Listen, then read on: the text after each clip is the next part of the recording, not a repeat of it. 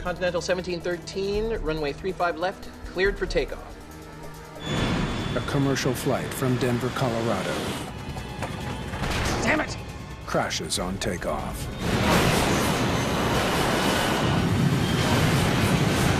The plane was on top of me. I was like, okay, maybe I am going to die here today.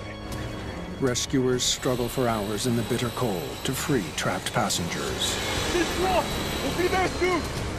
You're never going to be able to save everybody. What's going on? After we determined that safe flight was technically possible, we had to determine what else went wrong. But that job proves more difficult than anyone imagines. There's a lot more to it, and that's what the investigators had to understand.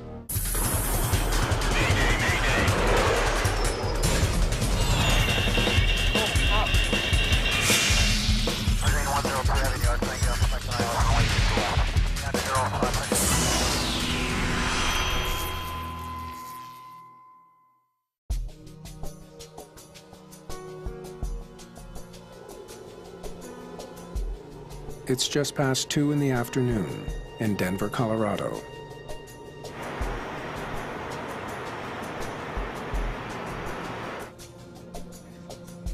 There are 77 passengers on board Continental Airlines Flight 1713. They're headed to Boise, Idaho.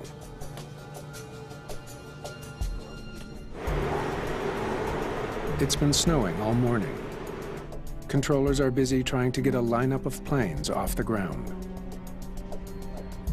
Continental 65, runway 35 left, cleared for takeoff. Wind is 010 at 15. Clear for takeoff, 35 left. Continental 65. Continental 594, taxi into position and hold runway 35 left. Report in position. The controllers have no ground radar to help them track the planes at the airport. They're struggling to keep departures on schedule. The air traffic controllers, when they can't physically see the airplanes, depend on the pilots reporting known positions to them, so that the taxi clearances will be taxi via this taxiway to this point, report when you get there. They have to keep a mental image of where all the airplanes are without physically being able to see them. The pilots of Flight 1713 are waiting for their turn to get off the ground. The winter weather has already delayed them by nearly an hour and a half. Continental 594, tower. The captain is 43-year-old Frank Zvonek. He's been flying for Continental for almost 19 years. You might want to tell them we're number 1 here on the north side. Denver Tower, Continental 1713 is number 1, DC-9 for Continental. The first officer, Lee Brucher, has only been with the airline for a few months. The pilots are at the controls of a McDonnell Douglas DC-9, an extremely popular and economical short to medium haul airplane. The airlines could fly at several legs in a day, do it economically, do it reliably. Continental 875, taxi into position and hold. Continental 875, position and hold.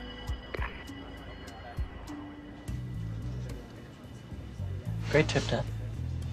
Thanks. It was fun, wasn't it? But it will be good to get back home.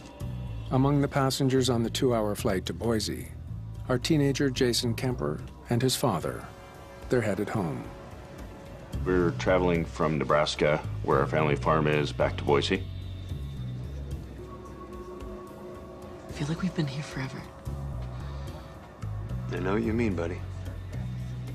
I remember just sitting and waiting and waiting and waiting and being like, are we ever going to take off?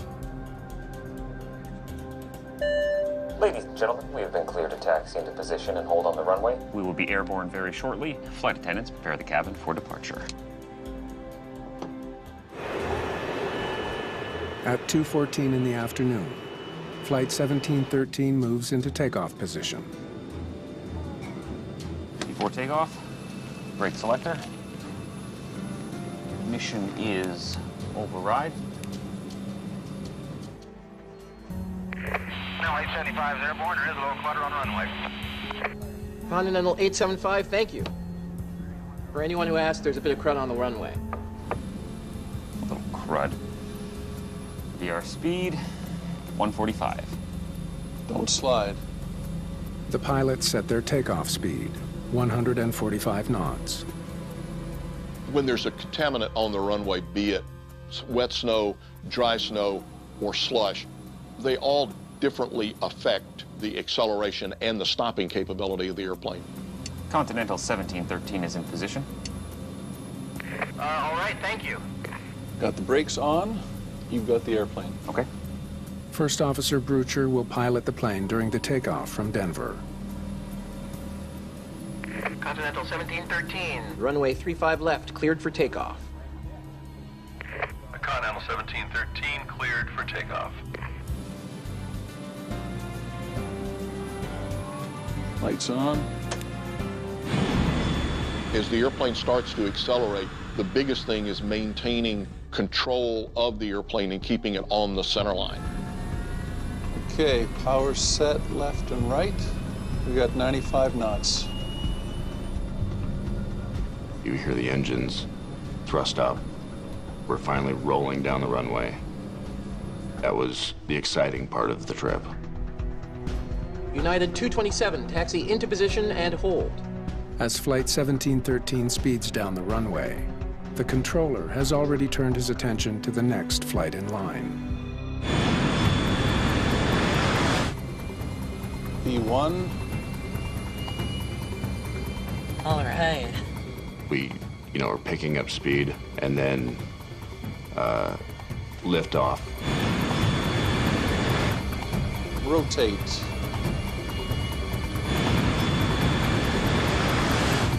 Positive rate. Damn it. The plane is barely off the ground, but there are signs of serious trouble. What's happening? Don't worry, Jason. We lifted off the ground and then there was a sharp bank. A very short time later, it banked back the other direction. It was just like, what's going on?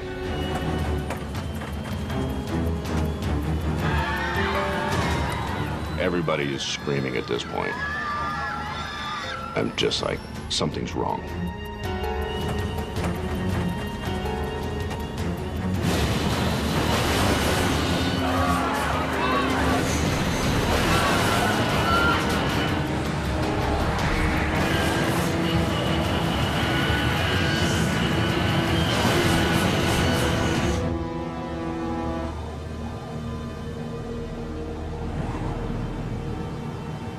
In the tower, controllers have no idea that anything is wrong. United 227, please advise when at runway. Tower, somebody just crashed on 35 left. Big fireball. Continental 1713. Tower. Emergency. All fire and rescue to 35 left. We think we had a crash at DC-9.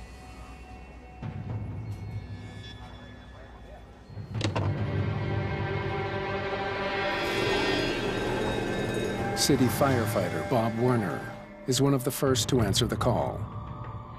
My first thoughts were that it wasn't a commercial airliner. It was a small general aviation, maybe 2 or 3 souls on board. We had no idea what we were actually responding into.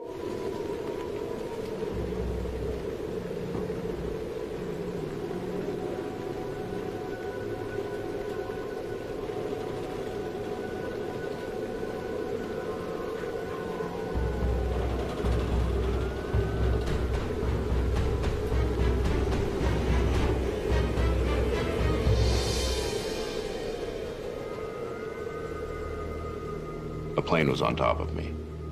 There was just, fuselage and scrap metal and broken up pieces all around me.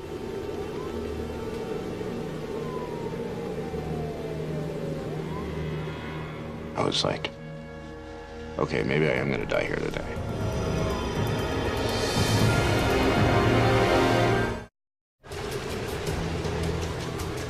darkness has fallen over the Denver crash site of Continental 1713. Firefighter Bob Werner quickly realizes the accident is much worse than he imagined. When I looked and saw Continental written upside down on the side of the plane, my plans changed immediately. Of the 82 people on board, more than half are still alive. But many of the survivors, like Jason Kemper, are trapped in the twisted wreckage. I remember it being very, very, very cold. To my left was a woman, and she was hysterical. She was, I'm not gonna make it to Thanksgiving. We've got to cut away some of this fuselage.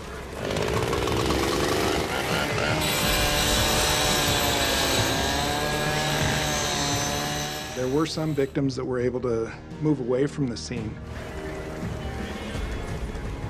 But the ones that we were dealing with were basically trapped in the aircraft. Rescuers work frantically to free the trapped passengers.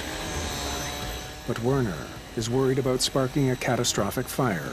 The plane was carrying almost 17,000 pounds of fuel. I smell the vapors, I smell the fumes.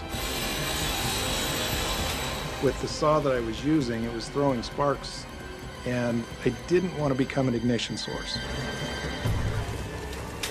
Toss me that pry bar!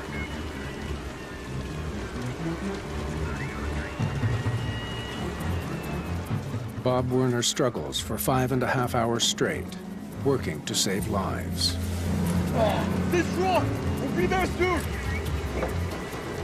You're cutting things and they're not moving, and you're thinking, uh-oh, what do I do now? So we just had to chip away a little bit at a time. That 5.5 hours seemed to fly by. Finally, after hours spent trapped in the bitter cold, Jason Kemper is freed from the wreckage.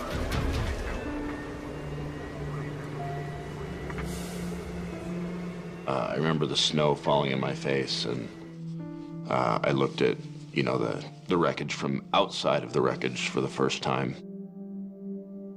Rescuers save 54 lives, but 28 people die in the crash, including Jason's father. I remember thinking in my head, like, I don't want to leave here.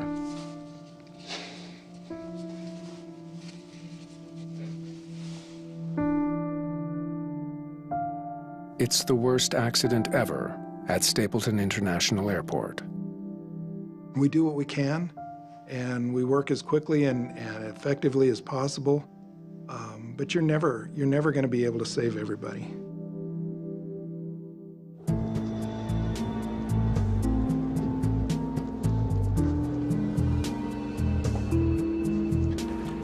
Bob Benson will lead the investigation for the National Transportation Safety Board. It was my first big accident for a major airline, and I was a little intimidated. So I wanted to do everything right. Let's see the weather records for the time of the crash. Visibility 3/8 of a mile. Moderate snow and fog. Not the best conditions for flying, that's for sure. I want to know about the runway conditions and the de-icing protocols. It was snowing at the time of the accident. It was below freezing, and these aren't ideal conditions for aviation operation. But then again, we couldn't focus on that immediately because other aircraft were taking off and landing routinely. So it had to be something more than simply bad weather. Investigators know that Flight 1713 barely got off the ground. The lack of lift points to a possible cause: wing flaps. Richard Rodriguez is the investigator looking into the operation of the airplane. We had a recent accident involving an MD-80 that had not configured the aircraft properly for takeoff. The flaps were left up instead of takeoff position. And so that was on our mind, and one of the things we looked for first of all. Flaps are out, no question. They quickly discover that the flaps on Flight 1713 were in the correct position for takeoff. The flaps were down when we got there, so that indicated that they had set it properly. Investigators will need help from the plane's 2 black boxes if they hope to crack this case. Luckily, they're both found intact. Cockpit voice recorders record more than just the voices in the cockpit. We can determine an engine rotation speed. We can hear switches being thrown, oral warnings that the aircraft gives off, buzzers or noises, things like that. What clues do the Flight 1713 recorders hold? Investigators won't know until NTSB technicians get a chance to analyze them. While investigators wait for the black box data, they hope to learn more about Flight 1713 from the controller on duty at the time of the accident. Okay, let's take it from the top. Look, first I heard from them, they were already at the runway. I mean, it kind of took me by surprise, actually.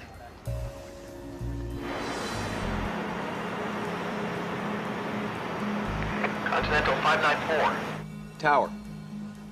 The controller thought the next flight in line was Continental 594, but he was unable to make contact with that plane.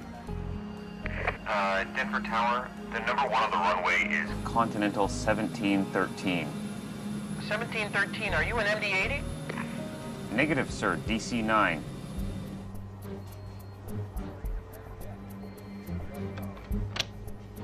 don't know how 1713 got there, but there he is. The controller explains that all of a sudden, Flight 1713 reported being at the runway. Should have gone from the gate to the de-icing facility, then taxied to the runway. But first I heard from him, he was already in position at the runway. The revelation leaves investigators with a crucial question. Did Flight 1713 neglect to de-ice before heading for the runway?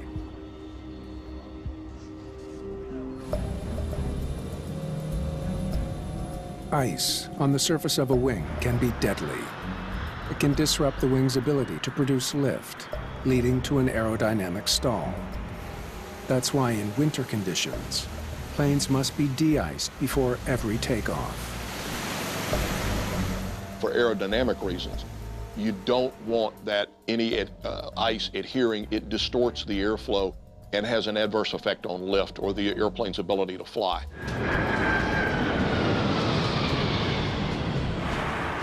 Investigators check with the de-icing supervisor. So it's fully de-iced then out to the runway. His records show that Flight 1713 did de-ice before going to the runway. Investigators are no closer to understanding why the plane couldn't climb out safely.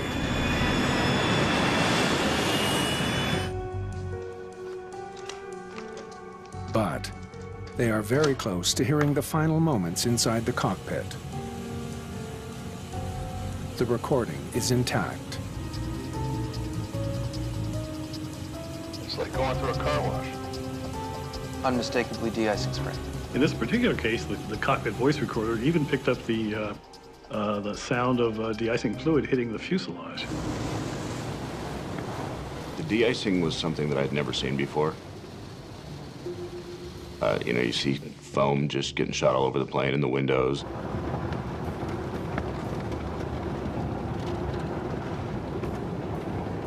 That's it. De-icing complete at 1:47. So we knew exactly when that de-icing procedure began and exactly when it stopped.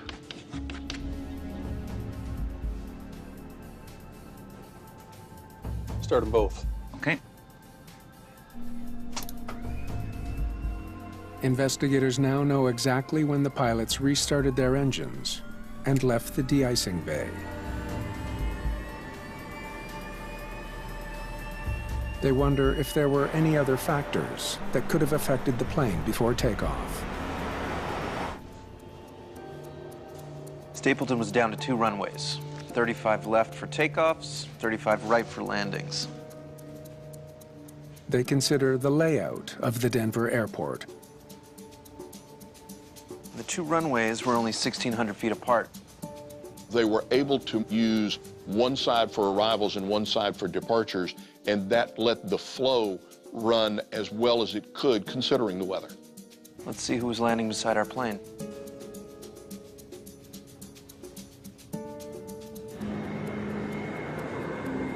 Large airplanes can create dangerous wake vortices.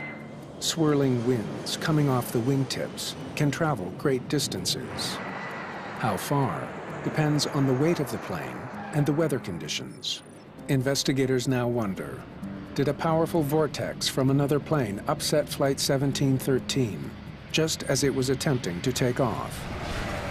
We consider the fact that a wake vortex from a landing aircraft on the parallel runway may have affected the accident flight. Okay. 5 minutes before he started his takeoff roll, there were 4 landings. Tower Continental 875 is in position. Yeah, it's going to be a few more minutes for the runway, guys. We are running them a bit tight to the right. Because the runways are so close together, controllers usually call for a 2-minute gap between each landing and takeoff. But on the day of the accident, there was so much traffic that the time between landings and takeoffs was sometimes as short as 1 minute. The last plane to land before the accident was this one, Delta Flight 367. 3 minutes before Flight 1713 was cleared for takeoff, a Delta Airlines 767 touched down on the neighboring runway. Continental 1713, runway 35 left, cleared for takeoff. Continental 1713. Cleared for takeoff. Was Flight 1713 allowed to take off too soon after the Delta flight's landing? A 767, weighing 300,000 pounds, creates a wake vortex that can drift 1,700 feet to the side and linger for up to 3.5 minutes. Such a wake vortex could have disrupted Flight 1713's takeoff. Okay, let's start with the weights. Using flight records, investigators calculate the weight of the landing Delta plane. They factor in passengers, baggage, and fuel load, and come up with a number: 232,000 pounds. Tough to generate much of a vortex at that weight. What about the winds? A wake vortex will travel furthest when the atmosphere is calm and stable. Even mild winds can help dissipate wake vortices.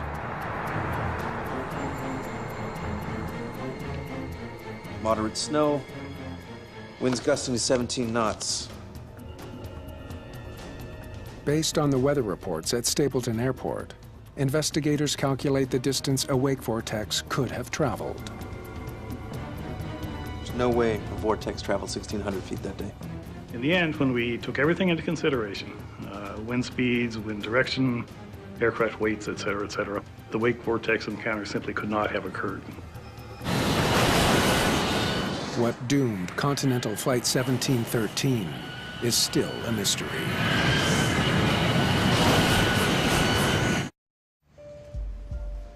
Okay, de-icing is completed at 1:47. Investigators are still hunting for the cause of the failed takeoff of Continental 1713. They begin a detailed analysis of the plane's various movements around Denver's Stapleton Airport. They need to get off the ground in the next 20 minutes. Continental at that time in their flight operations manual said that the crew needed to be airborne within 20 minutes of de-icing. After 20 minutes, the melting ice and snow on the wing can start to freeze again, forming a new layer of ice. Let's see what happens. Did Flight 1713 get off the ground within the mandated 20 minutes? Before start? The CVR shows that it took the pilots 4 minutes to restart their engines. Hydraulics? Check. On high. So far, so good. Plenty of time to get to the runway and off the ground. Engine anti-ice. is on. It takes the crew another 3 minutes to run the pre-taxi checklist. Go ahead and run the taxi. And they're on the move. 11 minutes after de-icing, Continental 1713 is taxiing towards the runway. Focus set. 145. It should only take about a minute to reach the runway from the de-icing bay. The de-icing array was as close as practical to the runway for obvious reasons. You want to de-ice and then take off as soon as possible. There are 2 flights ahead of them. Continental 1617, Continental 65. There are 8 minutes until the clock runs out. Flight 1713 should be able to get off the ground within the 20-minute deadline. Continental 1617, runway 35 left, cleared for takeoff. Okay. Continental 1617 is off. Continental 65 is up next. And they have 1 plane in front of them with 5 minutes left on the clock. This stuff just may not go anywhere. It may hang in for a couple of days. Clear for takeoff, 35 left. Continental 65. 18 minutes after leaving the de-icing bay, there are no more planes between Flight 1713 and the runway. The pilots expect to hear their number next. Continental 594. Taxi into position and hold runway 35 left. Report in position. Continental 594. What's going on here? For some reason, the controller isn't clearing Flight 1713 for takeoff. It was very, very confusing trying to figure out where several aircraft were on the ground at the same time. I mean, it was so complicated. And I ended up going to a toy store and buying a bunch of little plastic airplanes, getting a big map of the airport, and we were pushing these little plastic planes around just so we could get a handle on where everybody was. They check the flight records of 594 to determine its position at the time. Continental 594 is an MD-80, back at the de-ice bay. So why is the tower trying to get him on the runway? Can anybody see an MD-80 going into position out there? The controller seems to have lost track of the planes in line for the runway. You might want to tell them we're number 1 here on the north side. The crew of Flight 1713 tries to clear up the confusion. Denver Tower, Continental 1713 is number 1, DC-9 for Continental. Closing in on the 20-minute limit, they report that they're next in line to take off. But the controller thinks the next plane in line is Flight 594. The controller thinks 1713 is Flight 594. But Flight 594 is back here being de-iced. He was in the de-icing pad, radio shut off, engine shut down, and wasn't even listening. Continental 875, can you get around an MD-80 for the runway? Continental 875, affirmative. Who's this now? He's moving planes around what he thinks is 594. The controller isn't getting an answer from what he believes is the next plane in line, Flight 594. So he starts moving planes around it. That confusion was in the part of the controller because he had 3 or 4 Continental aircraft he was talking to, and he didn't know where each of them was. As Flight 1713 passes the 20-minute mark, the crew is busy trying to sort out the controller's confusion. Denver Tower. Number 1 at the runway is Continental 1713. 1713, are you an MD-80? Negative, sir. DC-9. The controller doesn't have a flight strip for Flight 1713, which only adds to his confusion. I don't know how 1713 got there, but there he is. All right, thank you. Okay, I think we've got them straightened out. We'll see. then 875 takes off ahead of them. In all the confusion, Flight 1713 is still on the ground, well past the 20-minute limit. Continental 1713, runway 35 left, cleared for takeoff. Continental 1713, cleared for takeoff. The DC-9 spent 27 minutes waiting in the snow. That's a pretty long time when you're having continuous precipitation at freezing temperatures. So they start their takeoff roll at 2:14:31, but never get more than 20 feet off the ground. The critical question now, did a 7-minute delay turn a routine takeoff into a fatal disaster?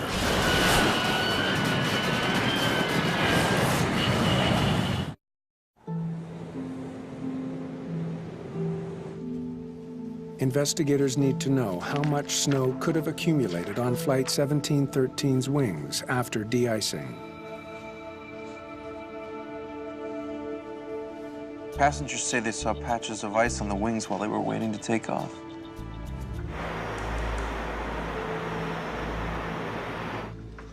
Snow was accumulating on the wing. I was kind of uneasy about it. Is this normal? I'm sure the pilots know what they're doing. You trust your father and the people that are running a plane.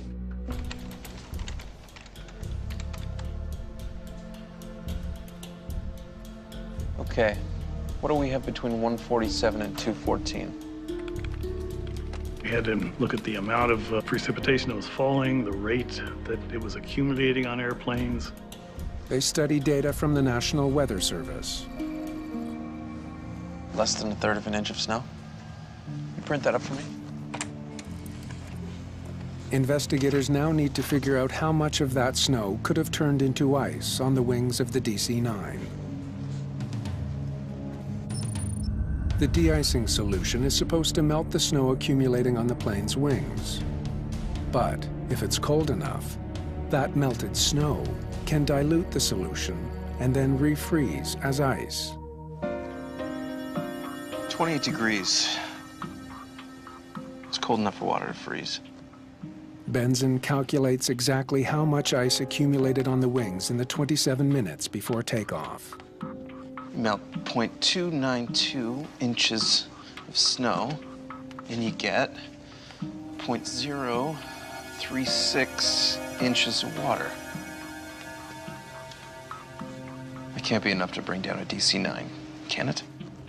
It would be the equivalent of 30 to 40 grit sandpaper, which is about like sprinkling salt on the wing. Investigators look into the wing accumulation tolerance of a DC-9. The manufacturer, McDonnell Douglas, provides them with some stunning data. Higher stall speed? Wow. That's incredible. Calculations show that the very small amount of ice on the wings was enough to degrade performance, increasing the speed needed for takeoff.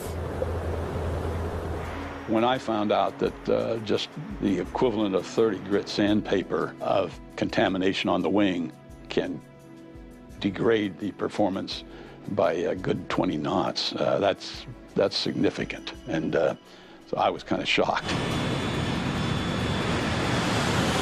Damn it. Investigators may have finally solved the mystery of Flight 1713's failed takeoff.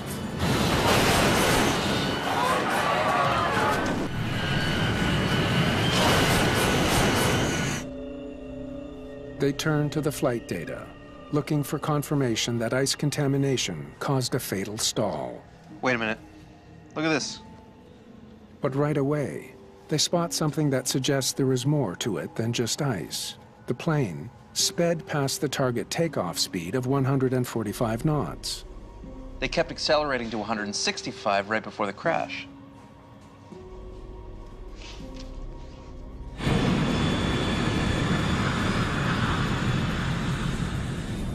All right. The data shows the plane did reach a speed where it could have overcome the loss of performance caused by icing. That's close, but it looks like they could have climbed out. We determined that even with the contamination and the type of aircraft, et cetera, flown correctly, the aircraft probably would have been able to get off the ground and fly away safely. So icing was a factor, but not the only one. After we determined that a safe flight was technically possible, we had to determine what happened. What else went wrong? Show me the angle of attack. Now, what is going on here? Investigators are intrigued by the plane's pitch-up attitude on takeoff. To keep drag to a minimum, airliners normally take off at a shallow angle of about 5 or 6 degrees. When you get to the flying speed where you pull back on the yoke and the nose starts to rise, you want to do that somewhat gently to let the wing start producing lift and make that transition in a smooth way. Data reveals that Flight 1713 pitched up steeply at twice the normal rate. B1, rotate. The problem is that then you create a large amount of drag, and if there's any contamination on the wing, you drive the airplane into a stalled condition right as it breaks ground, which is in fact what occurred here. Positive rate. Damn it. It seems the first officer took a bad situation and made it worse by pulling back too severely on his control column. What's happening? Don't worry, Jason.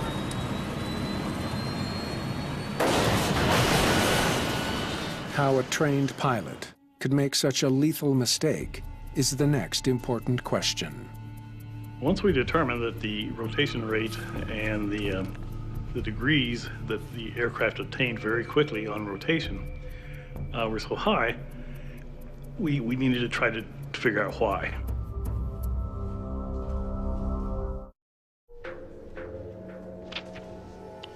Q. Let's see what we can figure out about these guys. Investigators dig into the crew training records. Well, the training records became quite important once we began to suspect that one crew member wasn't quite up to snuff, so to speak. What they uncover about the first officer is troubling. Hardly a stellar performance at that airline. But then he gets hired again. The first officer had a checkered history, to say the least. He wasn't really the ace of the base. And then in May '86, he fails a flight exam. And get this, he flew right past a holding fix and then botched his approach. The first officer had failed some check rides and had had some issues in the turboprops. Guess who hires him next? He was not fully up to speed with all the jobs that he had to do flying this new airplane. This was a big step for him. Investigators scour Lee Brucher's employment records, trying to understand how he ever got hired by Continental Airlines. Wait, stop. This is from the guys who fired him. They soon learn that although Continental did perform a background check on Brucher, the airline was kept in the dark about his poor performance. The previous employer informed Continental this pilot had left there to pursue other opportunities, but he left of his own choosing. We think the reason the previous employer wasn't quite truthful about the skills of the first officer was they frankly were afraid of a lawsuit, afraid of getting sued by the first officer. 4 months after being hired, and with only 36 hours flying large passenger jets, he over-rotates a DC-9, leading to a fatal stall that claims 28 lives. That young man never belonged in a large aircraft. The revelations about the first officer raise an important question about the captain of the flight. Why did he allow him to attempt a challenging takeoff on a snow-covered runway?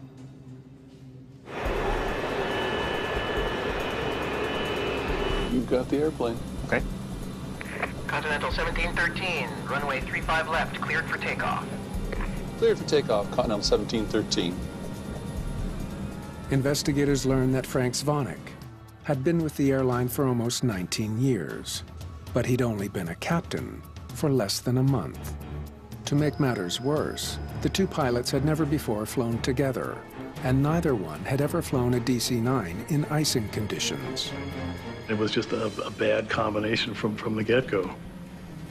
No real check and balance there. The weather was very poor. The captain was really in error to let the first officer make that takeoff. Investigators conclude the inexperienced captain was ill-prepared for what came next. B1. Rotate. Positive rate. Damn it. Captain Zvonek does nothing to counteract his first officer's catastrophic actions. The combination of a new captain, a rookie first officer, and a thin layer of ice proves lethal. Had the rotation rate been at the normal or even slightly below rate, it is quite likely that the airplane would have accelerated normally, produced lift normally, and that the takeoff would have proceeded normally.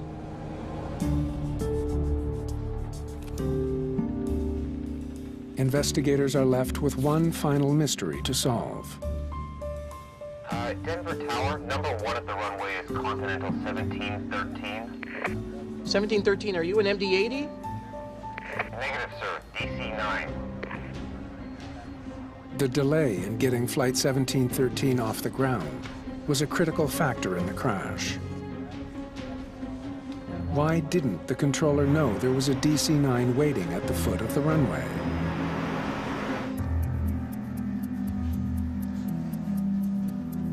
I never asked for permission to taxi.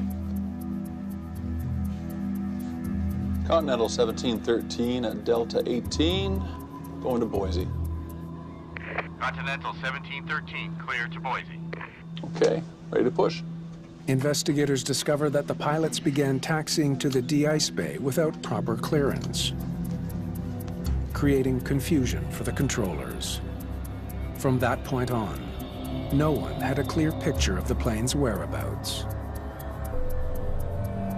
The fact that the accident aircraft 1713 was taxiing around almost at will with no true idea of where he was going, he wasn't telling people where he was, that's a very serious thing. I mean, they could have overcome a couple of these, but combined, they didn't have a chance. In the end, we actually had to have two major reasons to make the accident occur. If you take one away, the icing, then the rapid rotation wouldn't have mattered too much at all. If you take away the rapid rotation, then the icing wouldn't have mattered much at all. So you had to have both to have this accident. The NTSB recommends strict new guidelines for the de-icing of DC-9 airplanes. They also call on airlines to establish new rules to prevent inexperienced pilots from being paired together on the same flight. We recommended that a crew such as the one on Continental Flight 1713 would never exist again. Not a very inexperienced crew member on the right seat, coupled with an inexperienced captain in the left seat. And Continental and the other airlines and the FAA bought off on that very quickly. So that was a big lesson learned.